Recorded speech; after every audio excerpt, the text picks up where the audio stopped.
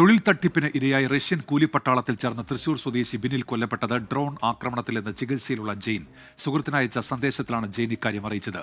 Drone ആക്രമണത്തിൽ പരിക്കേറ്റ് മോസ്കോയിലെ ആശുപത്രിയിൽ ചികിത്സയിലാണ് ജെയിൻ ഇപ്പോൾ. സൂരജ് സജ്ജുണ്ട് വിവരങ്ങളുമായി തൃശൂരിൽ നിന്ന്. സൂരജ്, എന്തൊക്കെയാണ് വിവരങ്ങൾ?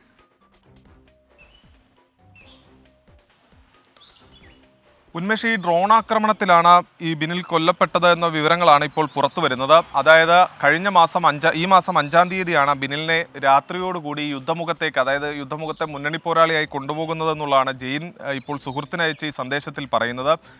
അവിടെ ഉണ്ടായിരുന്ന ചില ആളുകൾ വന്ന് ബിനിലിനെ കൂട്ടിക്കൊണ്ടുപോയി. രാത്രി എന്താണ് സംഭവിച്ചതെന്ന് പിന്നീട് അറിയില്ല. അതിനുശേഷം പിറ്റേ ദിവസമാണ് ഈ ജെയിൻ ഈ മേഖലയിലേക്ക് പോകുന്നത്. ആ സമയത്താണ് മരിച്ച നിലയിൽ ബിനിലിനെ കണ്ടെത്തുന്നതെന്നുള്ളതാണ് പറയുന്നത്. കമഴ്ന്ന് കിടക്കുകയായിരുന്നു, പക്ഷേ ചുറ്റും രക്തം കെട്ടി കിടക്കുന്നു. ഇതോടുകൂടി ഈ കൂടെ ഉണ്ടായിരുന്ന ആളുകളോട് ബിനിൽ മരിച്ചു കിടക്കുന്നു എന്ന് ചൂണ്ടിക്കാണിച്ചപ്പോൾ ഇവിടെ നിന്ന് എത്രയും വേഗം പോകണമെന്ന് അവർ നിർദ്ദേശിച്ചു. പക്ഷേ പോകാനായി താൻ തിരിയുന്നതിനിടയിൽ ഈ മൃതദേഹം നിവർത്തിക്കെടുത്തിയ ശേഷം നോക്കി. ആ സമയത്ത് നെഞ്ചിലടക്കം ഗുരുതരമായി പരിക്കേറ്റിരുന്നു എന്നുള്ളതാണ് ഈ സന്ദേശത്തിൽ പറയുന്നത്. അങ്ങനെ വലിയ രീതിയിൽ രക്തം തളം കെട്ടി കിടക്കുന്നു. ഈ മൃതദേഹം തണുത്ത നിലയിലായിരുന്നു.